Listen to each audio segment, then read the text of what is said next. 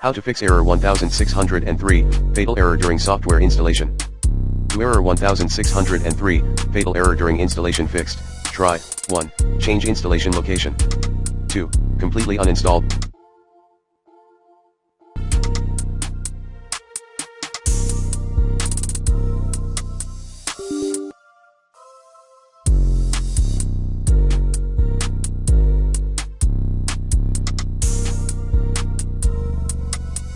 The same program you installed previously. 3. Start and re-register.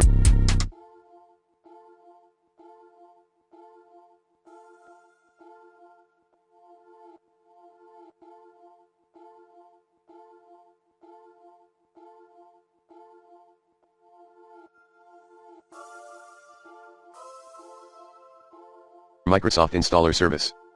4. Acquire full control.